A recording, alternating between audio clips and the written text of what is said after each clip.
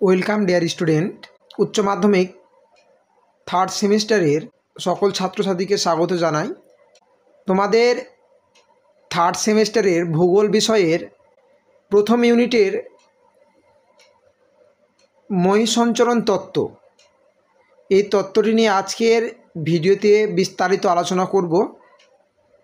যদি সম্পূর্ণ দেখো তাহলে একটা ক্লিয়ার ধারণা তৈরি হয়ে যাবে। এই ভিডিওটি যেসব শিক্ষকরা বিভিন্ন স্কুলে কোচিংয়ে পড়ায় তাদের জন্যও অনেক উপকারে আসবে, এমনকি যারা চাকরির পরীক্ষাতে বসবে তাদের জন্য কিন্তু অনেকটা উপকারে আসবে।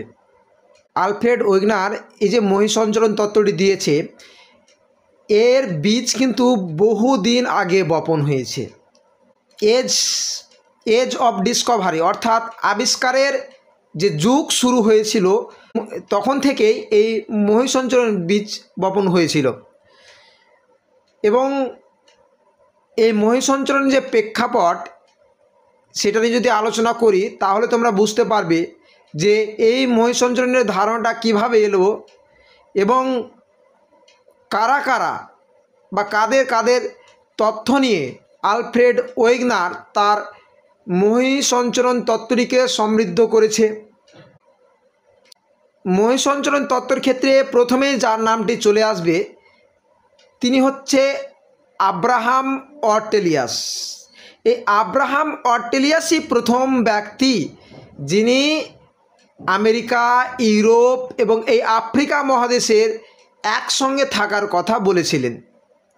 তিনি তার বই থিসরাস জিওগ্রাফিকাস বইটিতে এই মহাদেশগুলি একত্রে থাকার কথা বলেছিলেন। আর এই আব্রাহাম অর্টেলিয়াস ছিলেন একজন ওলন্দাজ কার্টোগ্রাফার। বিভিন্ন মহাদেশের ম্যাপগুলিকে একত্রিত করে তিনি লক্ষ্য করেছেন খাঁজগুলি কেউ যদি সামনে নিয়ে এসে দেখে তাহলে তাদের মধ্যে অনেকটাই মিল রয়েছে। যেমন তিনি বলেছেন যে যদি কেউ বিশ্বের মানচিত্র সামনে আনে, এবং এই যে তিনটি মহাদেশের কথা তিনি বলেছিলেন, আমেরিকা মহাদেশ, ইউরোপ এবং আফ্রিকা মহাদেশ, এটাকে যদি ভালো করে বিবেচনা করা হয় মনে হয় তারা যেন ভেঙে গেছে, একটা গোটা টুকরো থেকে ভেঙেছে। এই ভাঙনের চিহ্ন কিন্তু প্রকাশিত। অর্থাৎ এই আব্রাহাম অর্টেলিয়াসই প্রথম ব্যক্তি যিনি এই বিজ্ঞানের জগতে, ভূগোল বিজ্ঞানের জগতে একটা আলোড়ন সৃষ্টি করেছিল যে যেন এমনভাবে এই মহাদেশগুলো এমনভাবে তাদের আকৃতি রয়েছে, এগুলো যেন একটা গোটা টুকরো থেকে বিচ্ছিন্ন হয়ে গেছে। কিন্তু তখন তার এই তত্ত্বটি বিজ্ঞান মহলে এতটা সাড়া জাগাতে পারেনি। এরপরে 1620 খ্রিস্টাব্দে ফ্রান্সিস বেকন তার বিখ্যাত বই নোভাম অর্গানাম, বইটার নাম কিন্তু মাথায় রাখতে হবে, তার বিখ্যাত বই নোভাম অর্গানাম গ্রন্থে মহাদেশ সঞ্চরণের কথা কিন্তু বলেছিলেন। তাহলে বইটার নাম কি? নোভাম অর্গানাম। এটা কিন্তু মাথায় রাখতে হবে। 1620 খ্রিস্টাব্দে তিনি সর্বপ্রথম আফ্রিকা এবং দক্ষিণ আমেরিকার প্রান্ত দেশের মধ্যে যে সাদৃশ্য, এই সাদৃশ্য খুঁজে পেয়েছিলেন। এবং 19বিংশ শতকের প্রথম দিকে অর্থাৎ 1801 সালে জার্মান ভূগোলবিদ আলেকজান্ডার ভন হামবোল্ড আটলান্টিক মহাসাগরের যে উভয় পাশের উপকূলের সাদৃশ্যের কথা তিনিও কিন্তু উল্লেখ করেছিলেন যে সাদৃশ্য রয়েছে। এর পরবর্তীতে 1858 খ্রিস্টাব্দে অ্যান্টনিও স্নাইডার পিলিগ্রিনি তার বই creation and it's mysterious revealed, এই গ্রন্থে মহাদেশগুলো সঞ্চরণের পূর্বে কেমন ছিল তার একটা চিত্র দিয়েছিলেন। যে মহাদেশগুলো আগে যে একটা জায়গায় ছিল, মহাদেশগুলো একত্রে থাকলে কেমন হবে তার একটা কিন্তু ধারণা তিনি দিয়েছিলেন। তিনি প্রথম যে আটলান্টিক মহাসাগরের অর্থাৎ ফ্রান্সিস বেকনই হচ্ছে প্রথম যিনি আটলান্টিক মহাসাগরের উপকূলের মহাদেশগুলি যে সরে গিয়ে যাওয়ার কথা বলেছিলেন, যে উপকূলে আটলান্টিক মহাসাগর দুই দিকে যে সরে গেছে দুদিক থেকে যে ক্রমশ সরে যাচ্ছে এই বিষয়টা কিন্তু তিনি উল্লেখ করেছিলেন। বিভিন্ন জায়গা থেকে উত্তর আমেরিকা, আফ্রিকা, ইউরোপ তথ্য সংগ্রহ করেছে, জীবাশ্ম সংক্রান্ত নানান তথ্য সংগ্রহ করেছে এবং এই তথ্যগুলি থেকে তিনি এই বিশ্বাসে উপনীত হয়েছিলেন এই মহাদেশগুলো একটা সময় একত্র ছিল এবং এই যে আটলান্টিক মহাসাগরের উভয় দিকে ক্রমশ মহাদেশগুলো সরে যাচ্ছে, এই কথাটা তিনি বলেছিলেন। স্নাইডার যে মহাদেশগুলো একত্রে কেমন ছিল তার একটা চিত্র দিয়েছে। এই যে চিত্রটি আছে, স্নাইডার কিন্তু তিনি পুনর্গঠন করেছিলেন যে মহাদেশগুলো একত্রে থাকলে ঠিক কেমন দেখাতো। স্নাইডারের প্রদত্ত যে চিত্র, তিনি যেমনটা ভেবেছিলেন যে মহাদেশগুলো একসঙ্গে কেমন ছিলেন, ঠিক এইভাবেই একটা চিত্র তিনি প্রদান করেছিলেন। এরপরে 1880 সালে এডওয়ার্ড সুয়েস, মাথায় রাখবে এডওয়ার্ড সুয়েস মহাদেশগুলি একত্রে যে বিশাল একটা ভূখণ্ডে ছিল, একটা সুপার কন্টিনেন্ট রূপে, একটা অতিকায় মহাদেশ রূপে, এই অতিকায় মহাদেশের ধারণা তিনি প্রথম দিয়েছিলেন। তার বিখ্যাত বইটার নাম the face of the earth, যেটা জার্মান ভাষায় দাস আনলিস ডার আর ডে। এই বইতে তিনি গন্ডওয়ালা ল্যান্ডের কথা বলেছেন, অর্থাৎ এই যে সুপার কন্টিনেন্ট অর্থাৎ অতিকায় যে মহাদেশ ছিল তার উত্তরের অংশটা ওয়াঙ্গারাল্যান্ড এবং দক্ষিণের অংশটা গন্ডওয়ালাল্যান্ড এবং তার মাঝখানে যে একটা টেথিস নামে অগভীর সমুদ্র ছিল, এই বিষয়গুলি এডওয়ার্ড সুয়েস কিন্তু উল্লেখ করেছিলেন। এই গন্ডওয়ানা নামটা কোথা থেকে এসেছিল? এই গন্ডওয়ানা নামটা এসেছিল মধ্যপ্রদেশের প্রাচীন উপজাতি গোষ্ঠী গন্ড উপজাতির নাম অনুসারে, যে সেখানকার প্রাপ্ত শিলা থেকেই এই গন্ডওয়ানা ল্যান্ডের নামকরণ করা হয়েছিল। গন্ডওয়ানা ল্যান্ড এবং লরেশিয়া ভূখণ্ডের মাঝে যে একটা টেথিস নামে একটা অগভীর সমুদ্র বা মহীখাত ছিল, এই অগভীর সমুদ্রের ধারণায় তিনিই কিন্তু প্রথম দিয়েছিলেন। অর্থাৎ এডওয়ার্ড সুয়েসের যে তথ্যগুলো খুবই কিন্তু গুরুত্বপূর্ণ। তিনি সুপার কন্টিনেন্ট, গন্ডওয়ানা এবং ওয়াঙ্গারাল্যান্ড, তিনি কিন্তু লরেশিয়া বলেননি। এই টেথিস মহীখাতের উত্তরের অংশ যেটাকে তিনি বলেছেন ওয়াঙ্গারাল্যান্ড এবং দক্ষিণের অংশ সেটাকে তিনি বলেছেন গন্ডওয়ানাল্যান্ড।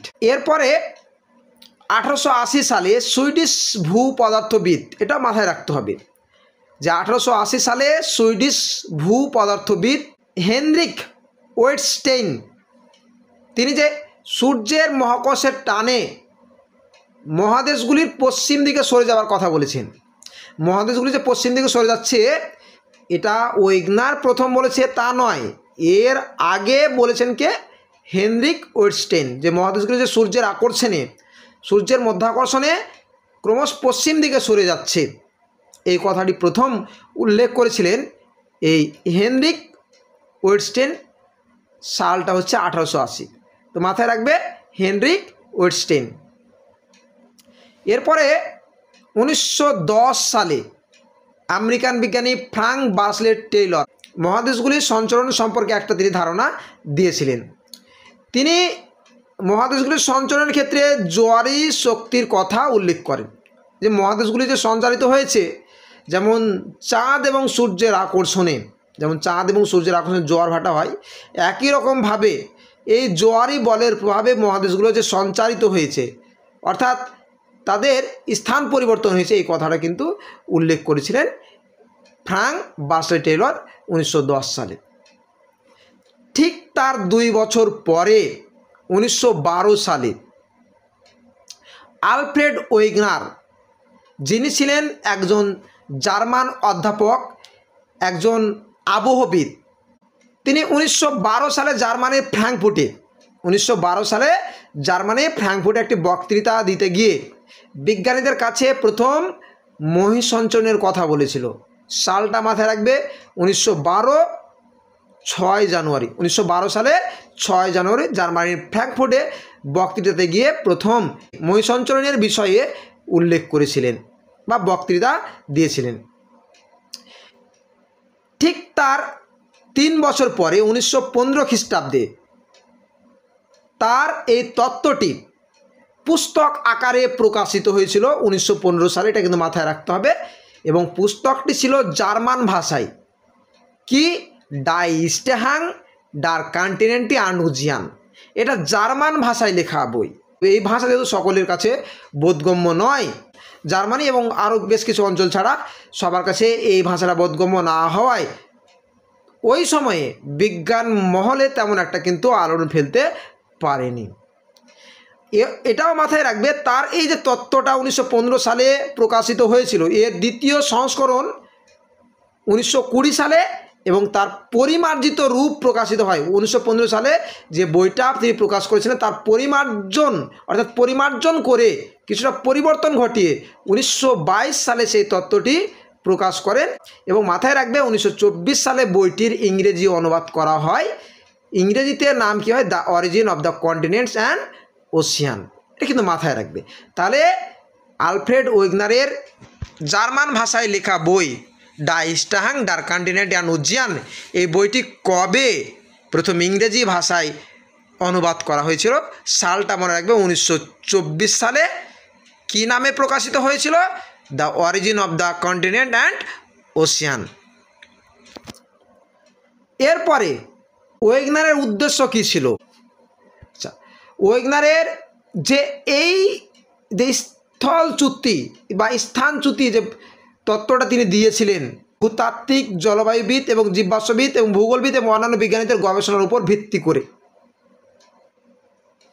তবে ওয়েগনার যে তত্ত্বটা দিয়েছিল তার প্রধান বিতর্ক ছিল জলবায়ু পরিবর্তন নিয়ে, অর্থাৎ ক্লাইমেটিক চেঞ্জ নিয়ে, যে প্রাচীনকালে কী ধরনের জলবায়ু ছিল এবং বর্তমানে যে জলবায়ুটা কী ধরনের হয়েছে, এই জলবায়ুগুলো নিয়েই তার গবেষণার বিষয় ছিল।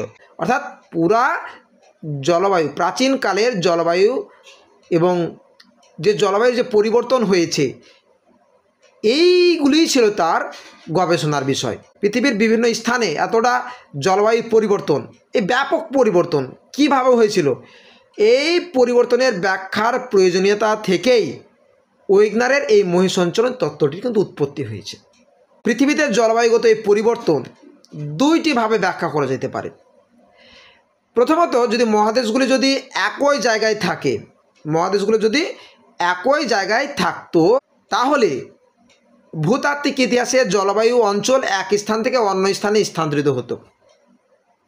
অর্থাৎ মহাদেশগুলো যদি একই জায়গায় স্থির হতো, তাহলে ভূতাত্ত্বিক ইতিহাসে জলবায়ুর অঞ্চলগুলি এক জায়গা থেকে অন্য জায়গায় স্থানান্তরিত হতো।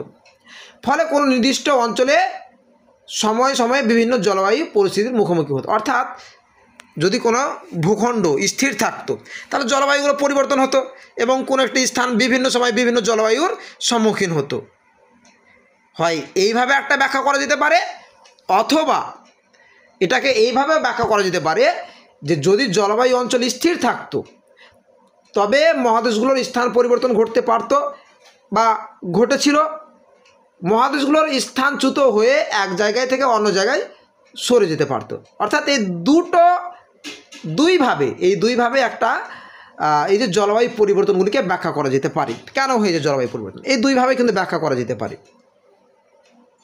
তো তিনি মনে করেন যে মহাদেশ ও মহাসাগরের অবস্থান চিরস্থায়ী নয়, বরং তা ক্রমাগত পরিবর্তনশীল। তিনি মনে করেন যে মহাদেশ এবং মহাসাগরের যে অবস্থান সেটা কিন্তু চিরস্থায়ী নয়, এটা কিন্তু ক্রম পরিবর্তনশীল।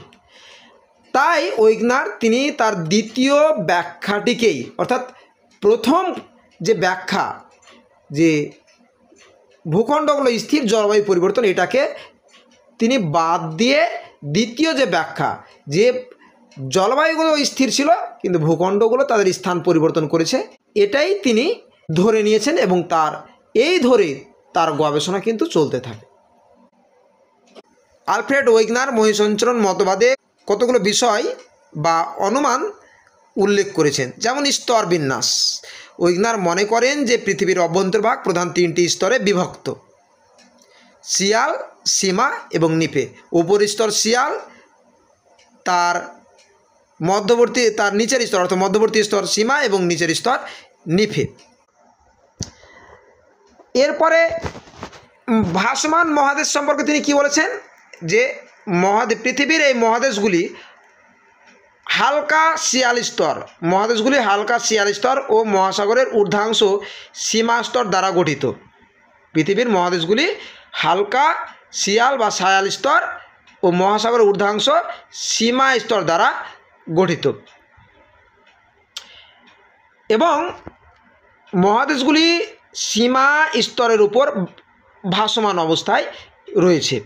আর কি অনুমান দিয়েছিলেন যে অখণ্ড মহাদেশ, যে ওয়েগনারের মতে অতীতে মহাদেশগুলি একত্রে অবস্থান করত এবং চারদিকে এক বিশাল মহাসাগর দ্বারা সেটা পরিবেষ্টিত ছিল এবং ওই বিশাল অধিকায় মহাদেশ বা সুপার কন্টিনেন্ট, যেটাকে তিনি প্যানজিয়া নামে অভিহিত করেছিলেন, এই প্যানজিয়ার চারদিকে বিশাল একটা জলভাগ ছিল যেটাকে তিনি প্যানথালাসা নামে অভিহিত করেছিলেন।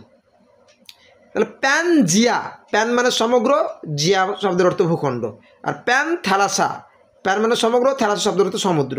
প্যানজিয়া কথার অর্থ সমগ্র ভূখণ্ড বা মহাদেশ, আর প্যানথালাসা, প্যান মানে সমগ্র আর থ্যালাসা শব্দের অর্থ হচ্ছে সমুদ্র। সমগ্র সমুদ্র অর্থাৎ বিশাল যে এই অখণ্ড মহাদেশ প্যানজিয়াকে ঘিরে একটা বিশাল মহাসাগর অবস্থান করতো বা জলভাগ অবস্থান বা সমুদ্র অবস্থান করতো, যেটাকে তিনি প্যানথালাসা নামে অভিহিত করেছিলেন। আচ্ছা, এবার কুমেরু বিন্দুর অবস্থান ওয়েগনারের ধরে নিয়েছিল যে কুমেরু বিন্দু বর্তমান দক্ষিণ আফ্রিকার ডারবান শহরের নিকটে অবস্থিত ছিল। তিনি যে তত্ত্বটা দিয়েছিলেন সেখানে ওয়েগনার ধরে নিয়েছিল যে কুমেরু বিন্দু বর্তমানের যে দক্ষিণ আফ্রিকার ডারবান অঞ্চল রয়েছে, এই ডারবান অঞ্চল অর্থাৎ নাটালের কাছে, নাটালের এই ডারবান অঞ্চলে কিন্তু অবস্থিত ছিল। মহাদেশ ভাঙনের সময় তিনি মহাদেশ ভাঙনের সময় সম্পর্কে কী অনুমান করেছিলেন, যে ওয়েগনার ধরে নিয়েছিল যে অখণ্ড মহাদেশের ভাঙন শুরু হয়েছিল আজ থেকে প্রায় 20-22 কোটি বছর আগে।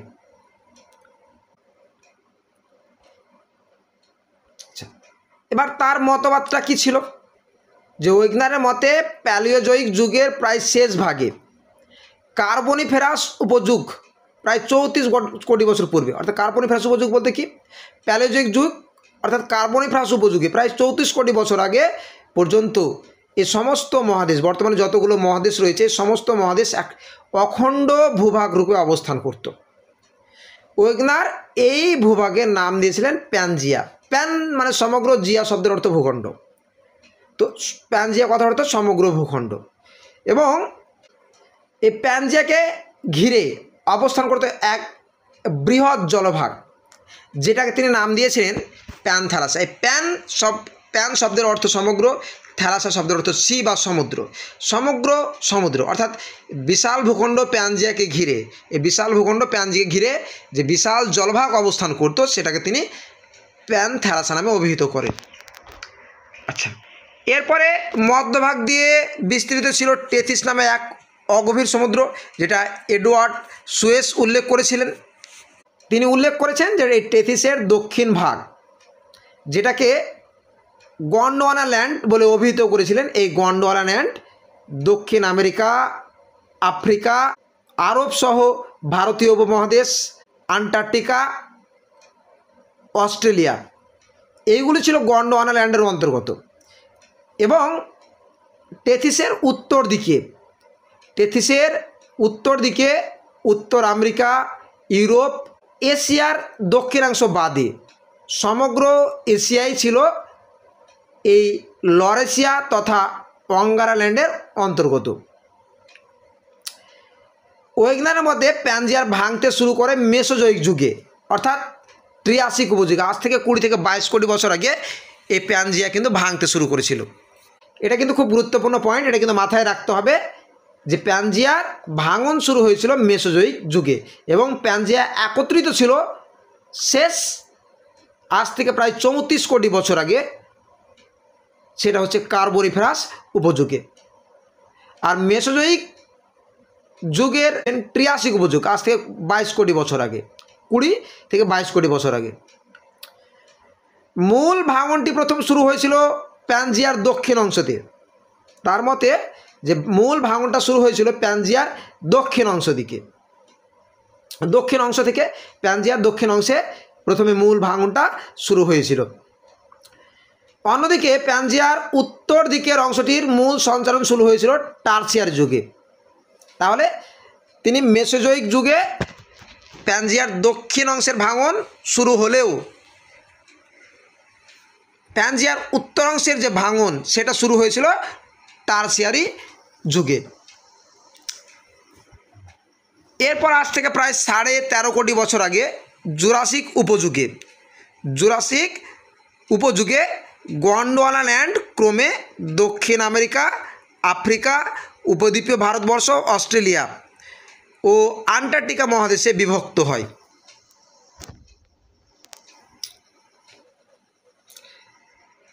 লরেশিয়া বিভক্ত হয়ে উত্তর আমেরিকা, ইউরোপ ও এশিয়া মহাদেশ গঠন করে। তাহলে আজ থেকে প্রায় 13.5 কোটি বছর আগে গন্ডওয়ানা কিন্তু দক্ষিণ আমেরিকা, আফ্রিকা, ভারতবর্ষ, অস্ট্রেলিয়া এবং আন্টার্কটিকা মহাদেশে বিভক্ত হয়েছিল। আন্টার্কটিকা মহাদেশে উপদ্বীপীয় ভারতবর্ষ, অস্ট্রেলিয়া ও আন্টার্কটিকা মহাদেশে বিভক্ত হয়েছিল এবং লরেশিয়া বিভক্ত হয়েছিল উত্তর আমেরিকা, ইউরোপ এবং এশিয়ায়। উপদ্বীপীয় ভারত উত্তর পূর্ব দিকে এবং অস্ট্রেলিয়া পূর্বে সঞ্চালিত হয়। মাথায় রাখবে যে উপদ্বীপীয় ভারত উত্তর পূর্ব দিকে এবং অস্ট্রেলিয়া পূর্ব দিকে সঞ্চালিত হয়ে ভারত মহাসাগরের সৃষ্টি হয়েছিল। অবশিষ্ট প্যানথালাসা প্রশান্ত মহাসাগর সৃষ্টি করেছে। ক্রিটেশাস উপযুগে আজ থেকে প্রায় 6.5 কোটি বছর আগে উত্তর ও দক্ষিণ আমেরিকা ধীরে ধীরে আফ্রিকা থেকে এবং ইউরোপ থেকে বিচ্ছিন্ন হয়ে পশ্চিম দিকে সরতে থাকে এবং সৃষ্টি হয় আটলান্টিক মহাসাগরের। এইভাবে প্যানজিয়ার ভাঙন ঘটতে বর্তমান সময়ের যে বিভিন্ন মহাদেশ, দেশ ও দ্বীপগুলো সৃষ্টি হয়েছে। এই ছিল ওয়েগনারের তত্ত্বের মূল বক্তব্য। আচ্ছা, এবার মহাসঞ্চালনের প্রযুক্ত বল হিসাবে তিনি প্রধান 2টি বলের কথা বলেছেন। একটা হচ্ছে জোয়ারি বল, যেমনটা চাঁদ এবং সূর্যের আকর্ষণে সমুদ্রের জল স্ফীত হয়, ওই চাঁদ এবং সূর্যের আকর্ষণেই মহাদেশগুলির পশ্চিম দিকে সঞ্চরণের কথা তিনি বলেছিলেন। উত্তর আমেরিকা এবং দক্ষিণ আমেরিকা যে ইউরোপ এবং দক্ষিণ আমেরিকা থেকে বিচ্ছিন্ন হয়ে পশ্চিম দিকে সরতে শুরু করেছিল, এটা কোন বলের প্রভাবে? জোয়ারি বলের প্রভাবে। এবং বৈষম্যমূলক অভিকর্ষজ বলটা কি জিনিস? যখন মধ্যাকর্ষণ শক্তি এবং প্লাবতা বল, অর্থাৎ প্লাবতা বল মধ্যাকর্ষণ শক্তির বিপরীত দিকে কাজ করে, যদি প্লাবতা বল এবং এই অভিকর্ষ বল যদি একই সরলরেখায় বরাবর কাজ করে, তাহলে কিন্তু ভূখণ্ডগুলি স্থিরভাবে অবস্থান করত। কিন্তু এই পৃথিবীর অনিয়ত আকৃতির জন্য এই বৈষম্যমূলক অভিকর্ষজ বলের সৃষ্টি হয়।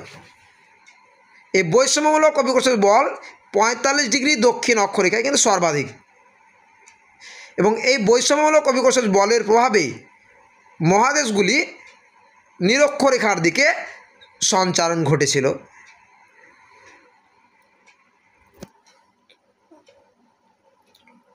আচ্ছা, এবার মহাদেশগুলির সঞ্চালনের সাপেক্ষে প্রমাণ। আমরা তো এমনি ওয়েগনার এই কথাগুলো বলল আর আমরা মেনে নিলাম, এটা তো হতে পারে না। কিছু তার জন্য তো যথেষ্ট প্রমাণ লাগবে। তিনি অনেকগুলো প্রমাণ কিন্তু উল্লেখ করেছেন, যেমন পুরা জলবায়ু সংক্রান্ত প্রমাণ। পুরা জলবায়ু সংক্রান্ত কী প্রমাণ তিনি উল্লেখ করেছেন? উত্তর আমেরিকার কার্বনিফেরাস যুগের কয়লার স্তর নিরক্ষীয় জলবায়ুর অবস্থানকে ইঙ্গিত করে। অর্থাৎ উত্তর আমেরিকা যেখানে নাতিশীতোষ্ণ জলবায়ু, শীতল জলবায়ু, সেখানে কয়লার সঞ্চয় এটা এটি প্রকৃতপক্ষে নিরক্ষীয় জলবায়ুর ইঙ্গিত করে। আবার একই অঞ্চলে পাললিক শিলাস্তরে সঞ্চিত জিপসাম সৈন্ধব লবণের উপস্থিতি উপক্রান্তীয় উষ্ণ মরু জলবায়ুকে নির্দেশ করে, উপক্রান্তীয় উষ্ণ মরু জলবায়ুকে কিন্তু নির্দেশ করে।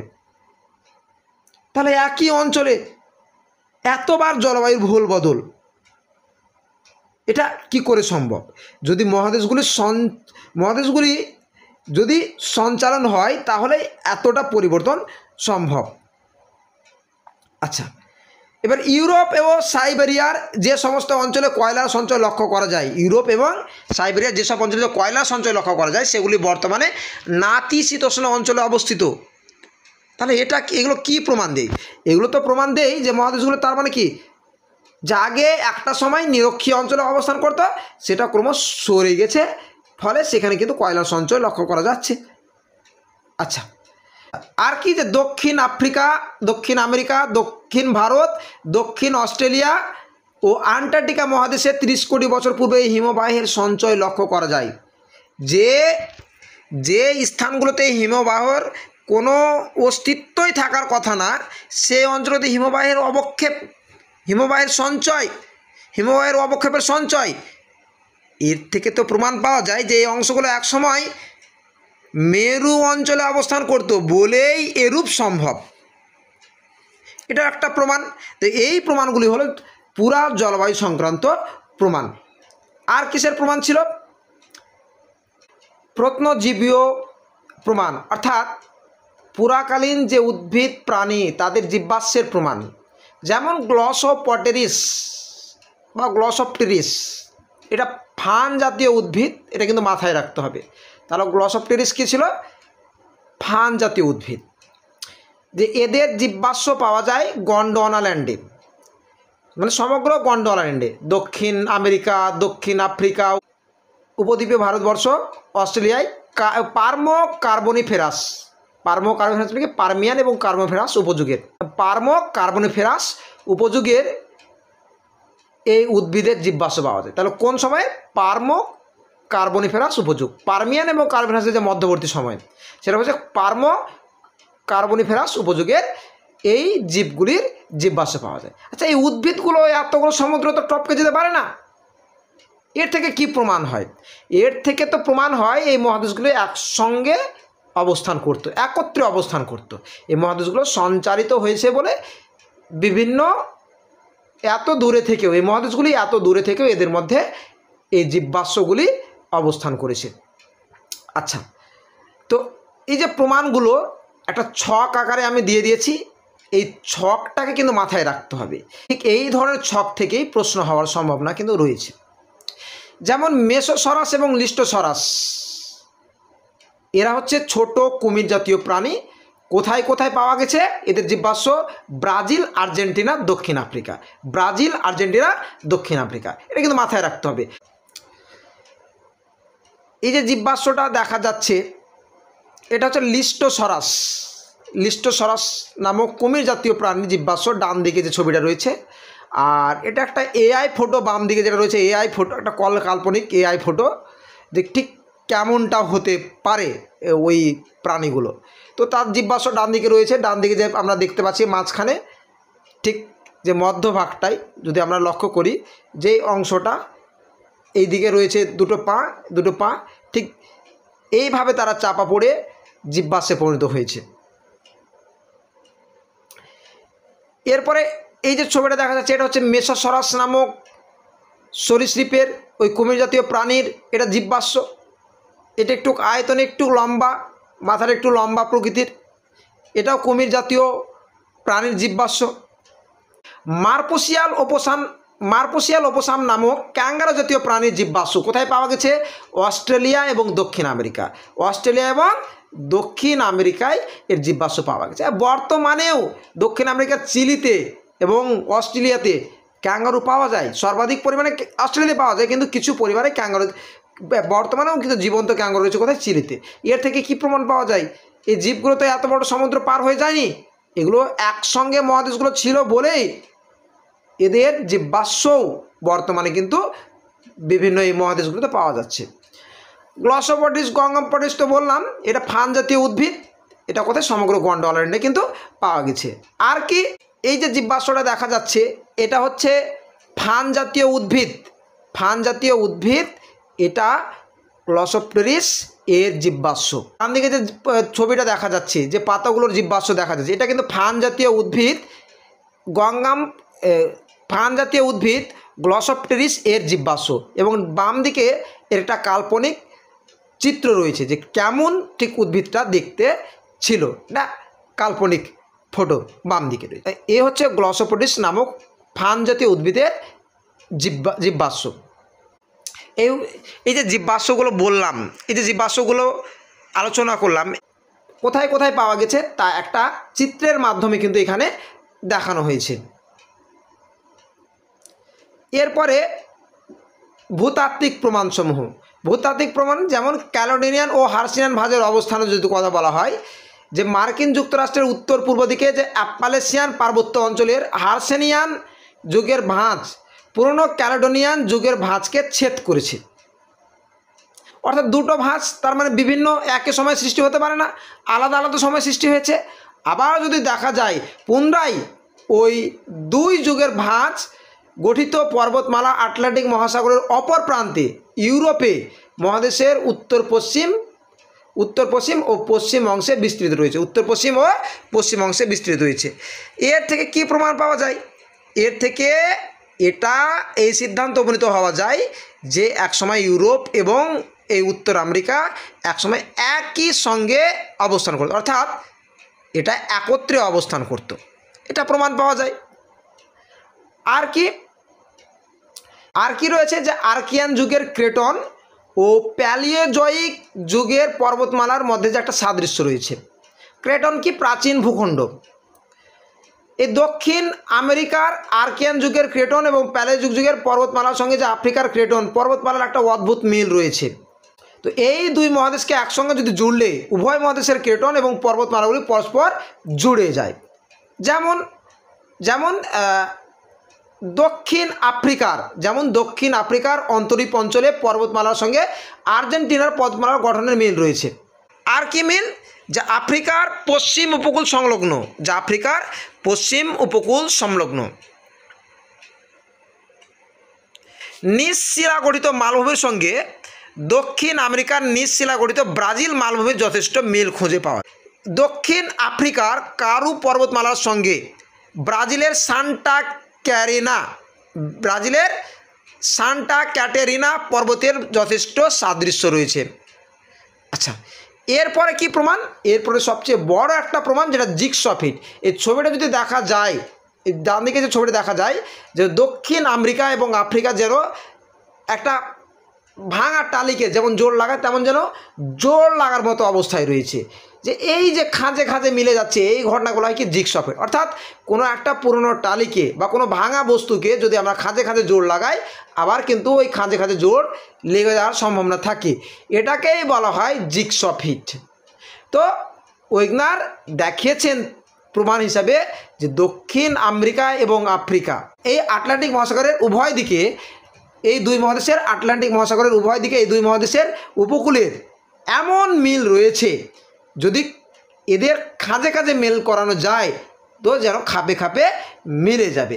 এই যে মিল, এই মিলটাকে তিনি জিগস ফিট নামে অভিহিত করেছেন। আচ্ছা, এরপরে আর কি প্রমাণ দিয়েছেন? কিসের প্রমাণ দিয়েছেন? মেরু সঞ্চালন সংক্রান্ত প্রমাণ দিয়েছেন। এবং বর্তমান যে অক্ষাংশ এবং দ্রাঘিমা রয়েছে সেগুলো কিন্তু আলাদা। আগেকার যে মেরুর অবস্থান এবং বর্তমানে মেরুর অবস্থান কিন্তু একবার সম্পূর্ণ আলাদা। তো এই মেরু সঞ্চালন থেকে মহাদেশগুলো সঞ্চালনের একটা ধারণা পাওয়া যায়, অর্থাৎ মহাদেশগুলো একত্রে ছিল, মহাদেশগুলো সঞ্চালিত হয়েছে। যেমন সিলুরিয়ান উপযুগে উত্তর মেরুর অবস্থান ছিল 14 ডিগ্রি নর্থ এবং 124 ডিগ্রি ওয়েস্ট, 14 ডিগ্রি উত্তর 124 ডিগ্রি পশ্চিম। দক্ষিণ মেরুর অবস্থান ছিল মাদাগাস্কারের উত্তর পশ্চিমে। এরপরে কার্বনিফেরাস উপযুগে উত্তর মেরুর অবস্থান ছিল 16 ডিগ্রি উত্তর এবং 147 ডিগ্রি পশ্চিম দ্রাঘিমার মধ্যে। 16 ডিগ্রি উত্তর অক্ষরেখা এবং 147 ডিগ্রি দক্ষিণ দ্রাঘিমার মধ্যে। ওই সময়ে দক্ষিণ মেরুর অবস্থান ছিল কোথায়? দক্ষিণ আমেরিকার নাটালের ডারবানে। এটা কিন্তু মাথায় রাখতে হবে যে দক্ষিণ আমেরিকার নাটালের ডারবানে কিন্তু ওই কার্বনিফেরাস উপযুগে দক্ষিণ মেরুর অবস্থান ছিল, এটা কিন্তু মাথায় রাখতে হবে। আর ওই আচ্ছা, এবং টারসিয়ারি যুগে উত্তর মেরুর অবস্থান ছিল কত? 51 ডিগ্রি নর্থ এবং 153 ডিগ্রি ওয়েস্ট, এবং দক্ষিণ মেরুর অবস্থান কত ছিল? দক্ষিণ আফ্রিকার দক্ষিণে প্রায় 53 ডিগ্রি নর্থ যে অক্ষরেখা রয়েছে, 53 ডিগ্রি যে উত্তর অক্ষরেখা রয়েছে, ঠিক সেখানেই দক্ষিণ আফ্রিকার যে দক্ষিণে 53 ডিগ্রি অক্ষরেখার কাছাকাছি দক্ষিণ মেরুর অবস্থান ছিল। এই হলো বিভিন্ন সময়ের মেরু সংক্রান্ত অবস্থান। এটাও কিন্তু মাথায় রাখতে হবে, এই যে মেরুর অবস্থান, উত্তর মেরু এবং দক্ষিণ মেরুর অবস্থান দিয়েও কিন্তু প্রশ্ন আসতে পারে। আচ্ছা, আর কি নিরক্ষরেখার যে অবস্থানের যে পরিবর্তন হয়েছে কেমন? যেমন সিলোনিয়ান যুগে নিরক্ষরেখা কোথায় ছিল? সিলোনিয়ান উপযুগে নিরক্ষরেখা সর্বাধিক উত্তর দিকে বিস্তার লাভ করেছে। অর্থাৎ সিলোনিয়ান যুগে নিরক্ষরেখা একেবারে মহাদেশগুলোর একেবারে উত্তরাংশে ছিল, উত্তর আমেরিকা এবং ইউরোপ মহাদেশের একেবারে উত্তরাংশে কিন্তু অবস্থান করত। কার্বনিফেরাস যুগে নিরক্ষরেখা লন্ডন শহরের উপর দিয়ে গেছিল। কার্বনিফেরাস উপযুগে মাথায় রাখবে, কার্বনিফেরাস উপযুগে নিরক্ষরেখা কোন শহরের উপর দিয়ে গেছিল? লন্ডন শহরের উপর দিয়ে কিন্তু গিয়েছিল। আর কি? টারসিয়ারি উপযুগে নিরক্ষরেখা ইউরোপের আল্পস পর্বতের উপর দিয়ে গেছিল। টারসিয়ারি উপযুগে নিরক্ষরেখা ইউরোপের আল্পস পর্বতের উপর দিয়ে গিয়েছিল। আচ্ছা, তত্ত্বের সমালোচনা। তার তত্ত্বের কি কি সমালোচনা রয়েছে? যে তার তত্ত্বে যেমন বৈষম্যমূলক যে অভিকর্ষ বলের কথা বলেছে, যে মহাদেশগুলি সঞ্চালনের জন্য এই যে বৈষম্যমূলক অভিকর্ষ বলের কথা বলেছে, এটা কিন্তু অপর্যাপ্ত, এটা পর্যাপ্ত নয়। আর কিসের কথা? জীববাষ্প সংক্রান্ত দুর্বলতা। তিনি যে যুক্তিগুলো দেখিয়েছেন বিভিন্ন উদ্ভিদ ও প্রাণীর জীববাষ্প, সেটা কিন্তু ওই নির্দিষ্ট স্থান ছাড়াও পাওয়া যায়, যুক্তিটা কিন্তু অনেকটা এক্ষেত্রে দুর্বল হয়ে যায়। আর কিসের? জিগসফিট। তিনি যে তিনি যেভাবে বলেছেন জিগসফিটের কথা, কিন্তু বাস্তবে এতটা মিল নেই, এতটা খাঁজে কিন্তু মিল নয়, 100% কিন্তু মিল নেই। আচ্ছা, আর কিসের ত্রুটি রয়েছে? আর ত্রুটি রয়েছে তিনি সূচনা সংক্রান্ত জটিলতা, অর্থাৎ কার্বনিফেরাস যুগের পূর্বে মহাদেশগুলি যে একত্রে অবস্থান সম্পর্কিত কোনো সঠিক ব্যাখ্যা পাওয়া যায়নি। তার তত্ত্বে কোনো সঠিক ব্যাখ্যা বা কোনো সঠিক ধারণা পাওয়া যায়নি। আর কি? জেফ্রিস সহ যে অন্যান্য ভূবিজ্ঞানী, তাদের মধ্যে এই মেরু সঞ্চালন একেবারে অসম্ভব, তিনি যে বলেছেন যে ফ্লাইট ফ্রম দ্য পোল, মেরু থেকে ভ্রমণ, বেশিরভাগ বিজ্ঞানী কিন্তু এর সমালোচনা করেছেন, এই বিষয়টাকে নিয়ে বিজ্ঞানীরা কিন্তু সমালোচনা করেছেন। আচ্ছা, আর কি ত্রুটি ছিল? যে অপর্যাপ্ত তথ্য প্রমাণ। তিনি যে তথ্যগুলো দিয়েছিলেন সেটা কিন্তু অপর্যাপ্ত। আর তথ্যটিকে প্রতিষ্ঠিত করতে তিনি যেসব প্রমাণ বা যুক্তিগুলো দিয়েছেন সেগুলো হচ্ছে কিন্তু অপর্যাপ্ত। যেমন গ্লসোপটেরিস জীববাষ্প কাশ্মীর, উত্তর পশ্চিম আফগানিস্তান, উত্তর পূর্ব ইরান, সাইবেরিয়াতে পাওয়া গেলেও তিনি তা উল্লেখ করেনি। আচ্ছা, আর কি? রকি ও আন্দিজ পর্বতের সৃষ্টির প্রসঙ্গ যদি বলা হয়, যে ওয়েগনার কি বলেছিলেন? শিয়াল স্তর সীমার উপরে ভাসমান। আবার তিনি এই যে পর্বতগুলোর কথা কি বলছে, যে আন্দিজ পর্বতের সৃষ্টি হয়েছে এই যে শিয়াল এবং সীমা স্তরের সঙ্গে সংঘর্ষের ফলে। তাহলে তিনি একবার বলছেন যে শিয়ালের উপর সীমা স্তর ভাসমান, আর একবার বলছেন যে শিয়ালের সঙ্গে সীমার ধাক্কা লাগছে, ওর উপরে যদি ভাসমান থাকে তাহলে ধাক্কা লাগলো কী করে? অর্থাৎ তিনি তার নিজের যুক্তিকে কিন্তু বিরোধিতা করছেন। অর্থাৎ তার তত্ত্বের একটা বড় ত্রুটি বা দুর্বল দিক বলতে পারা যায়। তার তত্ত্বের একটা বড় ত্রুটি বা এর একটি বড় দুর্বল দিক। আচ্ছা, এবং বৃত্তচাপের দ্বীপমালা সৃষ্টি প্রসঙ্গে উল্লেখযোগ্যভাবে তিনি কোনো ব্যাখ্যা দিতে পারেননি তার তত্ত্বে।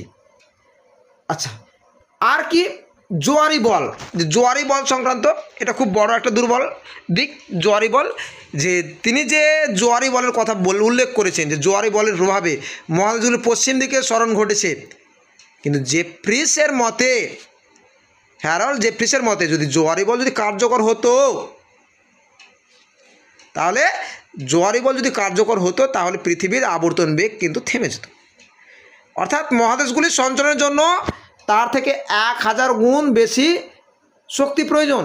হ্যারল্ড জেফিসের মতে জোয়ারি বল যে পরিমাণে শক্তির উদ্ভব হয়, অর্থাৎ জোয়ারি বলে যে পরিমাণ শক্তির উদ্ভব হয় তার থেকে 1000 গুণ বেশি, জোয়ারি বলে যে পরিমাণ শক্তির উদ্ভব হয় তার চেয়ে 1000 গুণ বেশি শক্তির প্রয়োজন।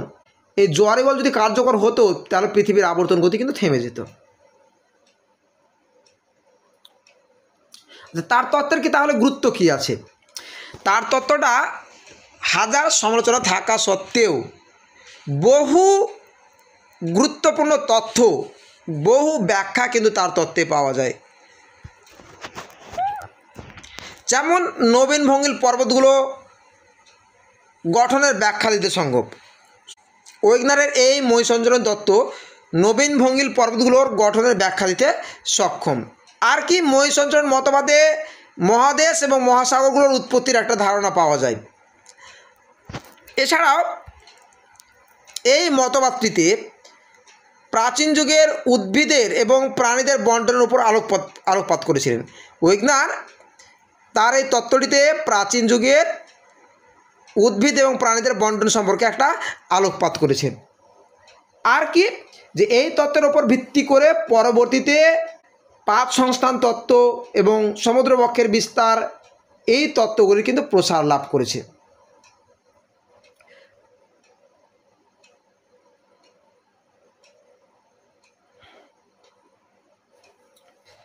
তার এই তত্ত্ব বা তার এই মতবাদ বহু ভূতাত্ত্বিক ও প্রাকৃতিক সমস্যার সমাধানে মুখ্য ভূমিকা পালন করে। আর কি মহাসঞ্চরণ মতবাদটি স্থানীয় জলবায়ু পরিবর্তনের বিষয়েও ব্যাখ্যা দিতে সক্ষম। এই মহাসঞ্চরণ মতবাদটি যে কোনো স্থানের, অর্থাৎ স্থানীয় জলবায়ু যে পরিবর্তনের বিষয়েও, স্থানীয় জলবায়ু পরিবর্তনের বিষয়েও কিন্তু ব্যাখ্যা দিতে সক্ষম। আচ্ছা, এর পরের ভিডিওতে এই ইউনিট 1-এর যে গুরুত্বপূর্ণ এমসিকিউ, যে বিভিন্ন ধরনের এমসিকিউ প্রশ্নগুলো রয়েছে, বিভিন্ন ধরনের যে এমসিকিউ প্রশ্নগুলো রয়েছে তার উত্তর ব্যাখ্যা সহ কিন্তু প্রদান করে দেব পরের ভিডিওতে।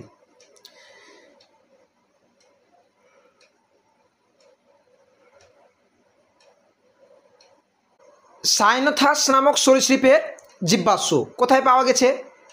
ব্রাজিল, আর্জেন্টিনা, মধ্য আফ্রিকা, কঙ্গো অববাহিকায়। তো এই সব জীবের জীবাশ্ম ছাড়াও আরও অনেক জীবের জীবাশ্ম কিন্তু পরবর্তীতে পাওয়া গেছে।